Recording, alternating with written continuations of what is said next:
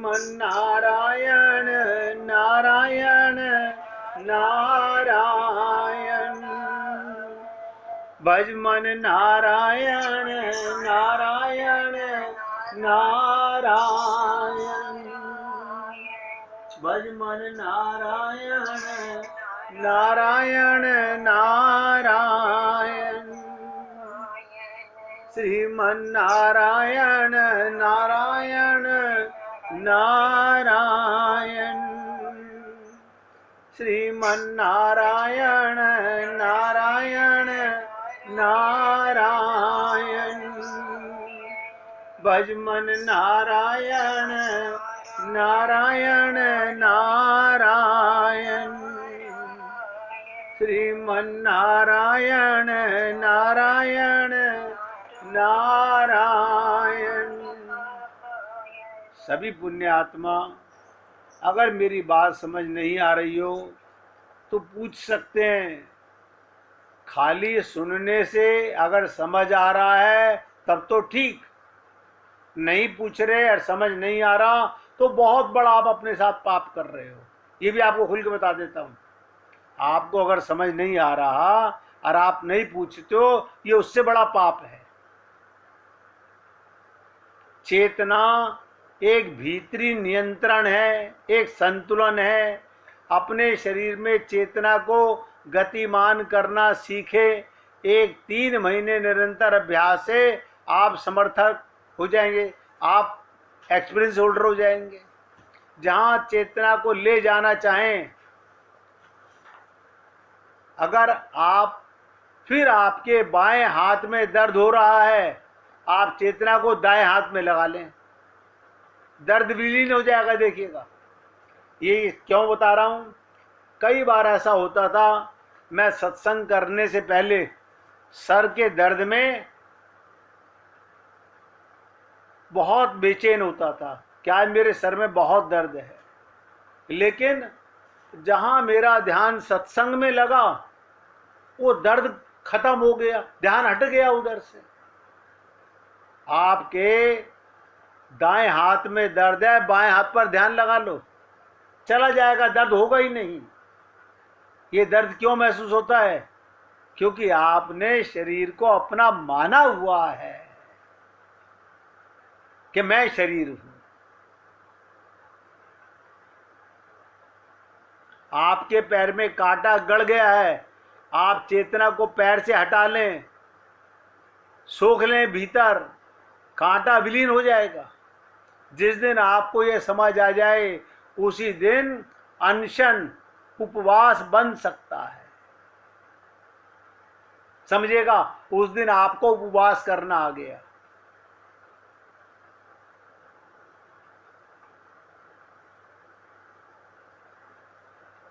उसके पहले नहीं, उसके पहले भूखे मरते रहें, उससे कुछ होने वाला नहीं, कुछ होने वाला नहीं। खुद को सताने में कुछ मजा है तो खूब उपवास कीजिए। लोगों को बड़ा मजा आता है भूखे रह करके। भगवान में ध्यान लगाइए, खाने की याद ना आए, वरना अब पता नहीं कब चांद निकलेगा। करवा चौथ को ये स्पेशली चंद्रमा बहुत लेट निकलता है, क्या बात है। अब सुबह से कितना इंतजार कर रहे हैं, बार बार झांक के देख रहे हैं, क्या कारण है?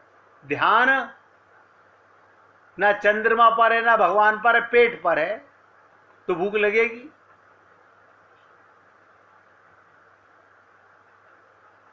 कुछ होने वाला नहीं। खुद को सताने में कुछ मजा है तो अलग बात है। कोई जुलूस यात्रा वगैरह आपकी निकाल दे तो बात अलग है, ना समझ मिल जाते हैं यात्रा निकालने वाले, उसका कारण सब म्यूचुअल मामले हैं।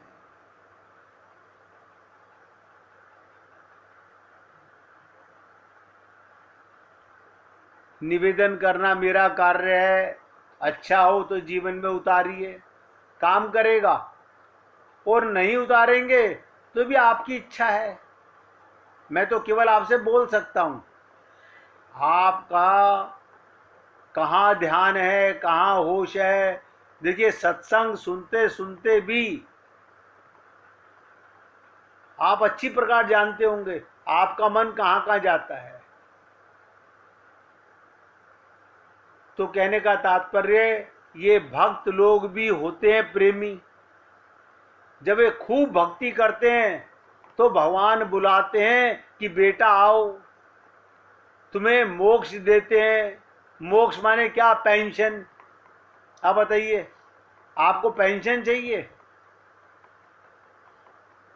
या भगवान का प्रेम चाहिए? भगवान सब जानते हैं। अब तुम्हें संसार के आवागमन से मुक्त कर देते हैं। बोले ना, हमें मुक्ति भी नहीं चाहिए, हमें भुक्ति भी नहीं चाहिए, हमें मोक्ष भी नहीं चाहिए। फिर क्या चाहिए? हमें तो केवल आपकी सेवा, आपका प्रेम चाहिए। वरना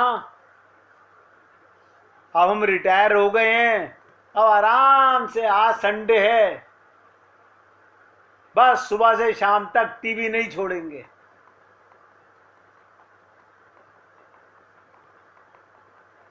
अरे 6 दिन काम कर लिया, अब एक दिन तो आराम कर लें। यानी शरीर के आराम को आराम समझते हो। आराम उस दिन समझिएगा जिस दिन राम चित्त में आ जाए, जब आत्म जागृति हो जाए, तो आप निखराम हो गए, अपने आप भगवान में ध्यान लगने लगेगा।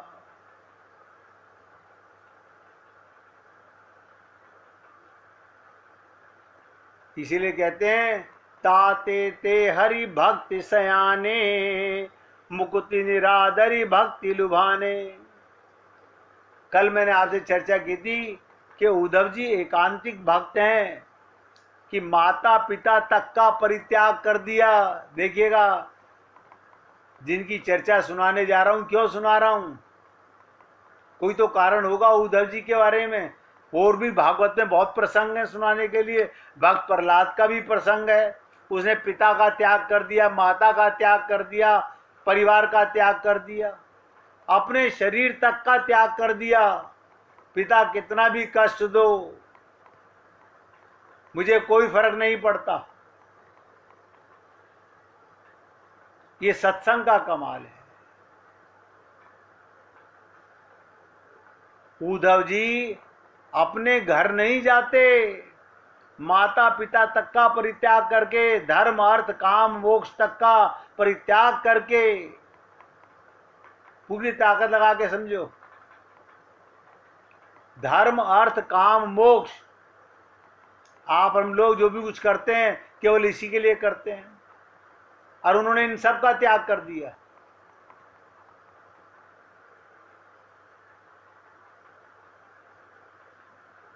आपने देखा होगा रामचरितमानस में लक्ष्मण जी जब भगवान राम समझा रहे हैं कि पिता वृद्ध हो गए हैं, 3 माताएं घर पे हैं, राज्य भी संभालना है, दोनों भैया भी घर पे नहीं है, तुम्हारी पत्नी भी है, आप घर में रह करके, तो उसने क्या कहा? मेरे तो माता पिता केवल आप हो, ये शरीर के माता पिता हैं। हाँ, सुना तो था। ऐसी जागृति हमें क्यों नहीं होती? आप सोचो, ऐसी जागृति आपको और हमको क्यों नहीं होती?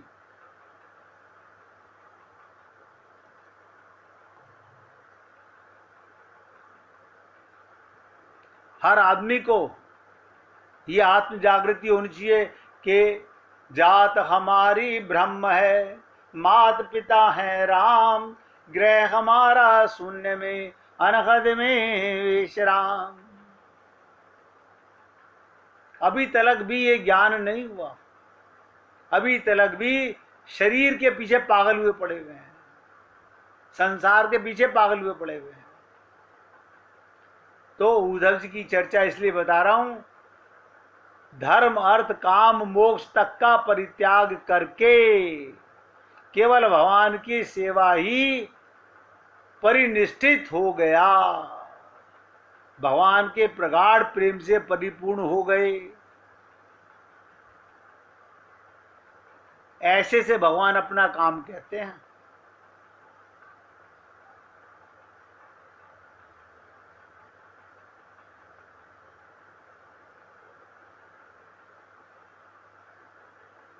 तो आप समझे एकांतिक का अर्थ का मतलब कि अपना मन सबसे हटाकर भगवान में लगाना।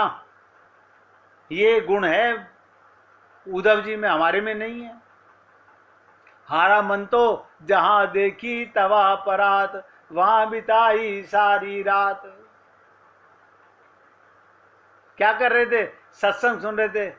तो सुन लीजिए। नहीं नहीं, अब आप आ गए हैं, अब आपसे बात करें, सत्संग सुने। सत्संग तो रोज ही सुनते हैं। अब आप तो इतनी दूर से आए हो, आज आपसे बात करना जरूरी है। ये हाल है सबकी खोपड़ी में। तो श्री कृष्ण के प्यारे उद्धव और उद्धव के प्यारे Shri Krishna, tit for tat. जितने तुम भगवान से प्रेम करोगे, भगवान उतना तुमसे प्यार करेगा। दोनों इकट्ठे हुए एकांत में, और ये अवसर मिला बहुत दिनों के बाद। क्यों? कोई ना कोई घेरे रहता है। देखो, राजा भोज के दरबार में एक ज्योतिषी जी आए। उसने राजा भोज का हाथ देखा और कहा, तू अत्यंत अभागा व्यक्ति है। बताइए, राजा को इतना सच बोलने वाला ज्योतिषी भी कमाली होगा कि तू बहुत अभागा व्यक्ति है, अपने लड़के को अर्थी पर तू ही चढ़ाएगा। क्या कहा राजा भोज को? अपने बेटे की अर्थी भी तुझे उठानी पड़ेगी, अपनी पत्नी को भी अर्थी पर तू ही चढ़ाएगा, तेरे सारे लड़के तेरी अर्थी पर तू ही चढ़ाएगा, तेरे सारे लड़के तेरी सारी लड़कियां तू ही उनको मरघट तक पहुंचाएगा। कमाल कर दिया, इतना सत्य बोलना, और वो भी ज्योतिषियों का, एस्ट्रोलॉजर्स का। आप सोचिएगा, राजा भोज को बता रहे हैं हाथ देख करके।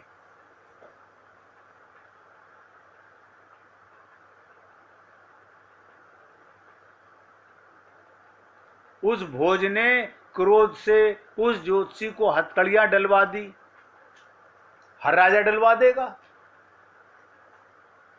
आपको कोई सच बोल दे, चाहे वो सच्ची होने वाली हो, लेकिन आप उसको भी हथकड़ियां डलवा दोगे।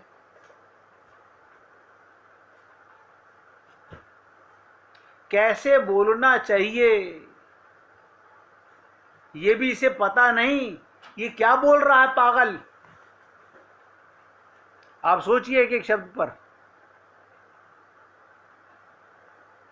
कालिदास बैठकर ये सारी बात सुनते थे। कालिदास बैठकर ये सारी बात सुनते थे।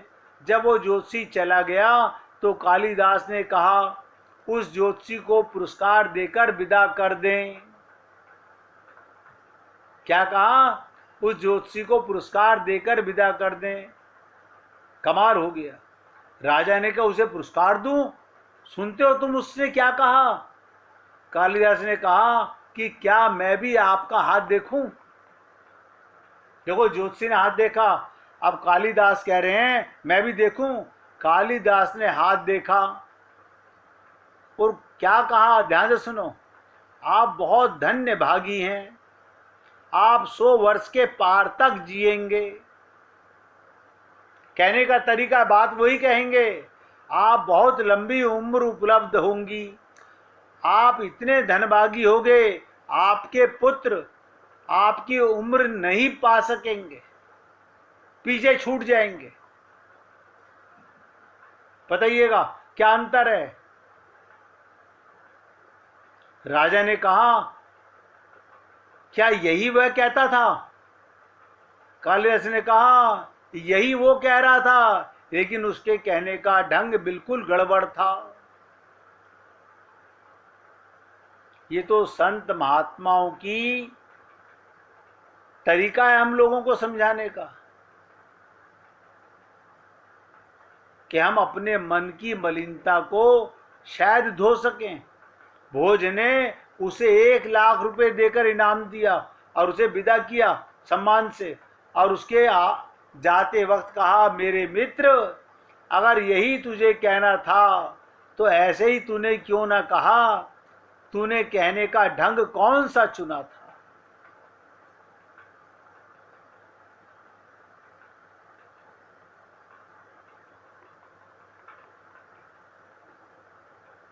इसलिए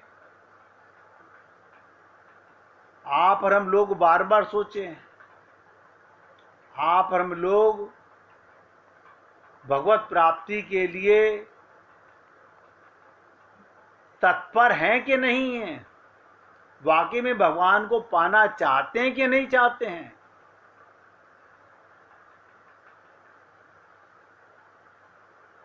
भगवान गीता में अर्जुन के माध्यम से बहुत से लोग क्या कहते हैं, अर्जुन बड़ा अज्ञानी था। अर्जुन अज्ञानी नहीं था, भगवान ने ऐसे ज्ञानी को चुना जो प्रश्न भी वो करे जो मूर्खों के मन में होते हैं। आप और हम लोगों के मूर्खों के मन में जो प्रश्न होते हैं वो अर्जुन कर रहा है कि एक परिवार में रहने वाला, शरीर में रहने वाला कितना गिर के प्रश्न कर सकता है। वो सारे प्रश्न अर्जुन ने किए।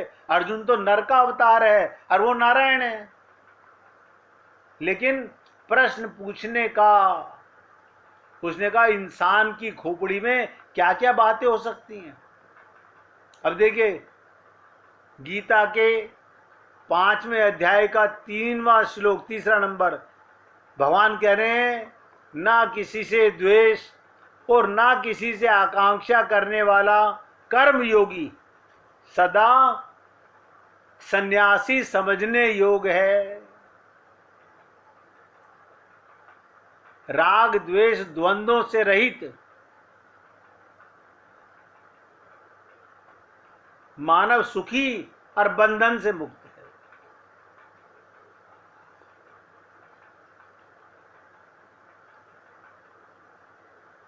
अब आप सोचिए, इतनी सी बात, राग द्वेष से दुख मिलता है, निर्द्वंद रहे सुख मिलता है। ये सारे द्वंद हमने अपनी बुद्धि से अपने सर पे डाल रखे हैं, कोई हमें बुराई दे के नहीं गया। आप बताइए, आपने अपना माना तो राग हुआ, पराया माना तो द्वेष हुआ।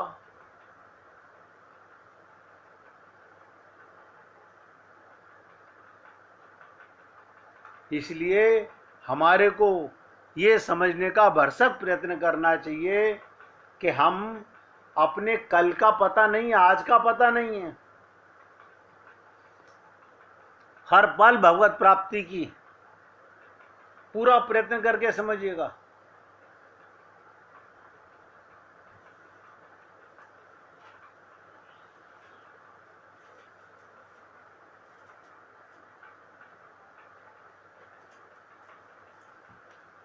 तो उद्धव जी के साथ भगवान एकांत में बैठ करके ये चर्चा करना चाहते हैं। आप और हम लोगों को भी गुरु मिलता है मन की मलिनता को मिटाने के लिए। वो बता सकता है। अब आप डॉक्टर दवाई लिखे आप खाएं नहीं, क्योंकि आपके शरीर में परेशानी होगी तो शरीर के लिए दवा खाओगे। यहां तक कहीं जा भी रहे हो तो साथ पैक करके लेके जाओगे। क्यों? शरीर की चिंता है। अगर आत्मा की परमात्मा से मिलाने की चिंता हो तो गुरु की बातों को गांठ मारें, पक्का विश्वास करें, हाँ अब मैं ऐसे ही करूंगा। लेकिन हम सब लोग श्रोता तो बहुत अच्छे नहीं बन सके अभी तक। क्योंकि श्रोता अच्छे होते तो जीवन में अमल भी आना चाहिए था, फिर मल नहीं होना चाहिए था। इतने वर्ष हो गए सत्संग सुनते हुए, अभी तक भी हम जागे नहीं, होश में नहीं आए। तो भगवान क्या करते हैं, अपने भक्त का, उद्धव जी के माध्यम से समझिएगा, भगवान उद्धव जी का हाथ अपने हाथ में लेकर हाथ को अपनी गोद में रख लिया। भगवान की आंखों में आंसू, भगवान के शरीर में रोमांच, हृदय पिघलता हुआ, और उद्धव जी से वचन कहने लगे। आप सोचिएगा, ये भगवान किसको बताएं? अपने भक्त को ही बता सकते हैं, विश्वास पात्री को बता सकते हैं, अपनी माता देवकी और वासुदेव को नहीं बता सकते, यहां तक बलराम भैया को भी नहीं बता सकते।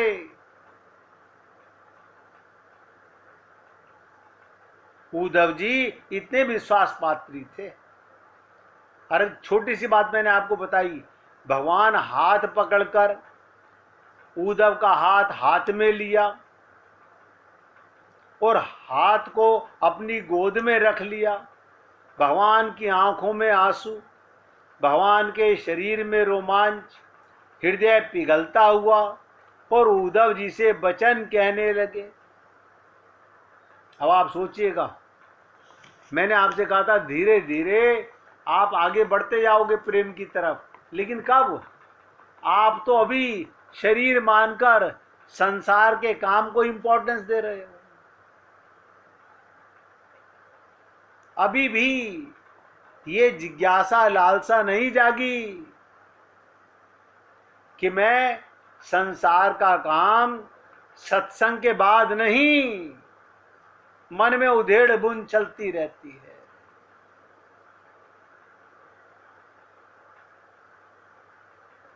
एक मिनट भगवान का कीर्तन करो, फिर आगे बढ़ेंगे। हरि शरणम हरि शरणम।